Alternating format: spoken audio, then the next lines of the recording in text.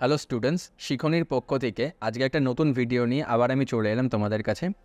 তো আজকের যে ভিডিওটা সেটা মূলত তোমাদের যে সেকেন্ড সামেটিভ এক্সাম হয়েছিল সেই সেকেন্ড সামেটিভ এক্সামের থেকে কিছু স্কুল থেকে আমরা কিছু স্কুল সিলেক্ট করে সেই স্কুল থেকে কিছু সাবজেক্ট নিয়ে তার উপরে ভিডিও আজকে বানাচ্ছি।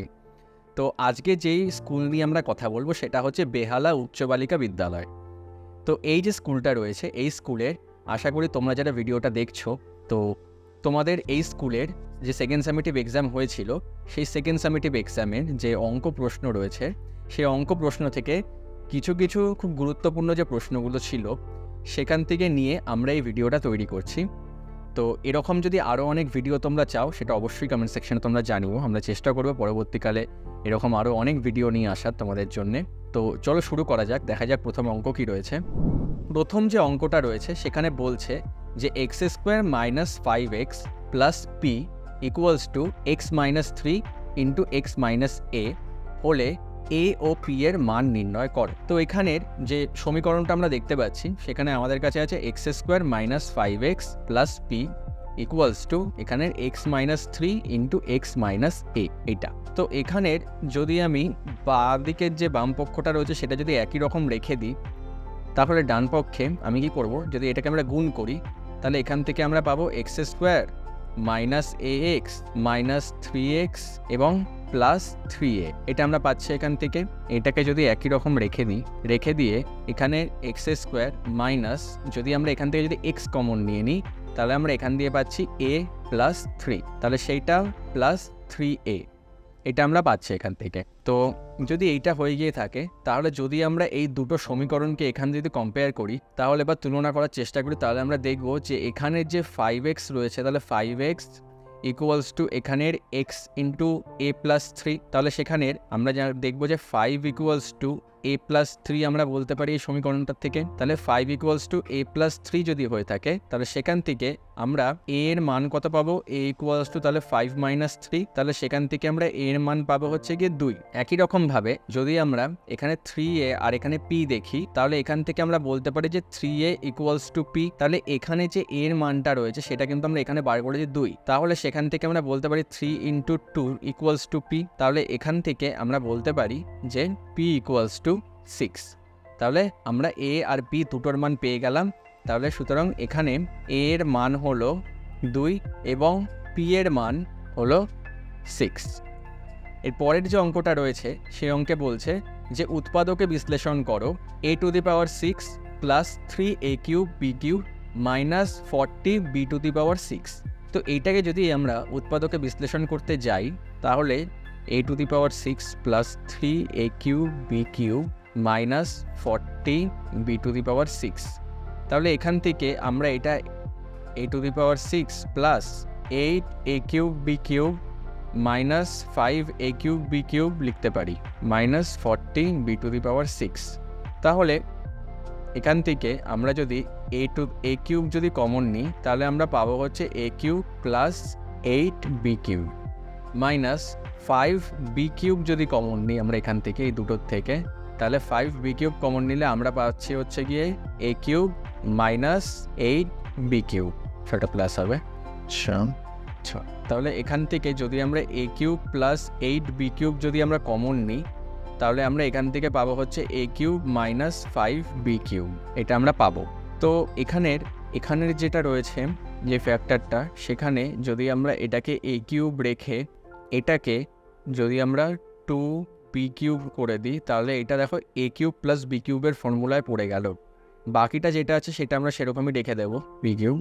আচ্ছা, তাহলে এখানের a কিউব প্লাস b কিউবের ফর্মুলা যদি আমরা ফেলি তাহলে এটা হবে গিয়ে a plus b into a square minus ab plus b square, এইটা into a cube minus 5b cube. তো এখান থেকে আমরা যদি a প্লাস 2b কে রেখে দিই এবং এখান থেকে a square minus 2ab plus 4b square এটা একটা এবং a cube minus 5b cube এটা একটা। তো এখান থেকে এটাই হচ্ছে আমাদের উত্তর, অর্থাৎ 3টে ফ্যাক্টর আমরা এখান থেকে পেয়ে গেলাম। তাহলে এটাই আমাদের অ্যান্সার। এর পরের যে অঙ্কটা বলছে সেখানে বলছে গসাগু নির্ণয় করো যেখানে বলে দিয়েছে এক্স স্কোয়ার মাইনাস ওয়ান প্রথম রাশি, দ্বিতীয় রাশি বলছে x square minus 2x plus one দ্বিতীয় রাশি, এবং তৃতীয় রাশি হিসেবে বলছে x cube plus x square minus 2x। তো প্রথম রাশি যদি আমরা দেখি তাহলে প্রথম রাশি equals to x square minus one, এটা যদি এ স্কোয়ার মাইনাস বি স্কোয়ারের ফর্মুলায় আমরা ফেলি তো সেই জায়গায় দাঁড়িয়ে এটা হচ্ছে এ প্লাস বি ইন্টু এ মাইনাস বি, এই অবস্থায় থাকবে। দ্বিতীয় রাশি যদি আমরা দেখি, দ্বিতীয় রাশির ক্ষেত্রে এখানটায় রয়েছে x square minus 2x plus one. তো x square minus 2x plus one, সেখান থেকে যদি আমরা এটা মিডল টার্ম ফ্যাক্টর করি তাহলে এটা হচ্ছে 1 plus one x plus one, তাহলে x square minus x minus x plus one. এখান থেকে যদি আমরা এক্স কমন নিই তাহলে সেখানে আমরা পাচ্ছি এক্স মাইনাস ওয়ান, এবং মাইনাস যদি আমরা মাইনাস ওয়ান যদি আমরা কমন নিই সেখান থেকে আমরা পাচ্ছি এক্স মাইনাস ওয়ান, তাহলে এখানে হচ্ছে x minus one into x minus one. এটা আমরা দ্বিতীয় রাশির থেকে পাচ্ছি। তৃতীয় রাশির থেকে আমাদের রয়েছে যে x cube plus x square minus 2x, এখান থেকে যদি আমরা এক্স কমন নিই তাহলে আমরা পাচ্ছি x square plus x minus 2। তো যদি এটা আবার একই রকমভাবে যদি মিডল টার্ম ফ্যাক্টর করি আমরা তাহলে সেখান থেকে প্লাস এটা হচ্ছে গিয়ে 2 মাইনাস ওয়ান এক্স মাইনাস 2, তাহলে সেখান থেকে এক্স রেখে যদি আমরা x square plus 2x minus x minus 2, তাহলে এক্স যদি আমরা এখান থেকে যদি এক্স কমন নিই তাহলে আমরা পাচ্ছি এক্স প্লাস 2, এবং যদি মাইনাস ওয়ান কমন নিই তাহলে আমরা এখান থেকে পাচ্ছি এক্স প্লাস 2, তাহলে এখান দিয়ে আমরা পাচ্ছি x into x plus 2 into x minus one, তাহলে আমরা এখান দিয়ে পাচ্ছি x into x plus 2 into x minus one. তাহলে এখান থেকে আমাদের বলেছে যে গসাগু নির্ণয় করতে। এবার গসাগুর ক্ষেত্রে আমরা প্রত্যেকেই জানি যে এই তিনটে রাশির মধ্যে যেটা কমন ফ্যাক্টর রয়েছে সেটাই আমাদের গসাগুর উত্তর হবে।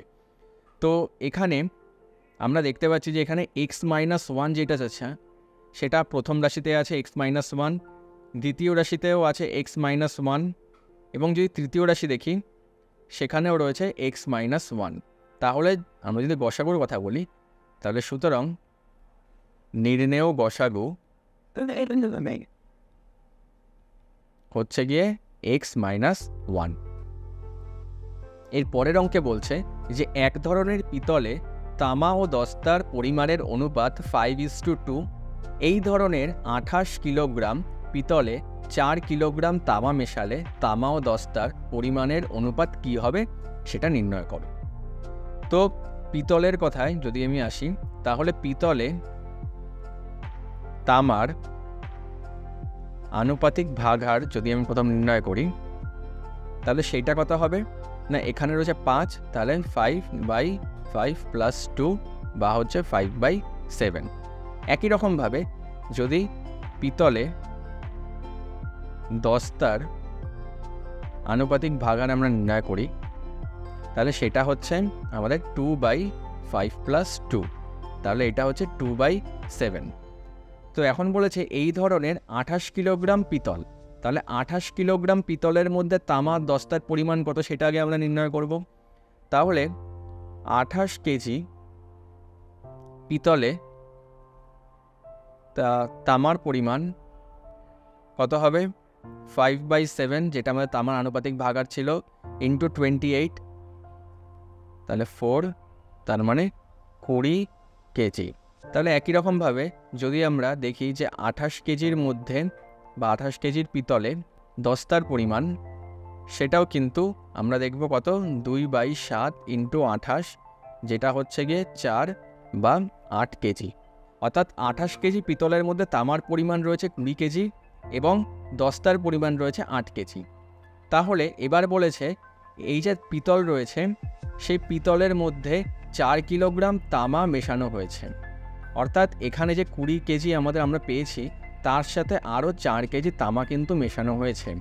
তাহলে নতুন মিশ্রণে তামার পরিমাণ কত হবে না, ছিল 20 কেজি এবং মেশানো হয়েছে 4 কেজি, তাহলে 4 যেটা আমাদের হয়েছে 24 কেজি। তাহলে নতুন মিশ্রণে তামা ও দস্তার অনুপাত কত হবে? তাহলে নতুন মিশ্রণে তামা ও দস্তার অনুপাত হবে,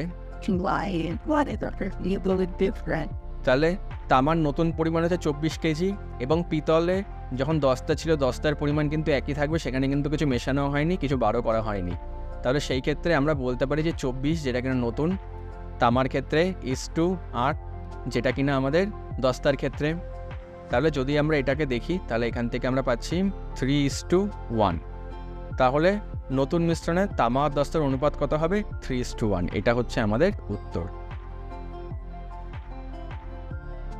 তো এই ছিল আজকের তোমাদের জন্য 4টে অঙ্ক, যেটা তোমাদের যে সেকেন্ড সামেটিভ এক্সাম ছিল সে সেকেন্ড সামেটিভ এক্সামের থেকে আমরা নিয়েছিলাম।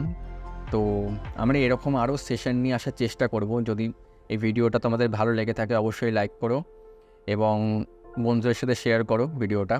এবং যদি এই সেকেন্ড সামেটিভের ওপরে তোমাদের আর কোনো রকম কোনো ডাউট থেকে থাকে কোনো অঙ্কের ওপরে, সেটা যে কোনো চ্যাপ্টার থেকে হতে পারে, তাহলে অবশ্যই সেটা পাঠাও, আমরা চেষ্টা করবো সেটা নিয়ে কোনো ভিডিও তৈরি করার। এবং যদি এরকম ভিডিও আরও চাও তাহলে সেটা অবশ্যই কমেন্ট সেকশানে জানিও। তো আজকের ভিডিওটা এতটাই, ততক্ষণ পর্যন্ত টাটা।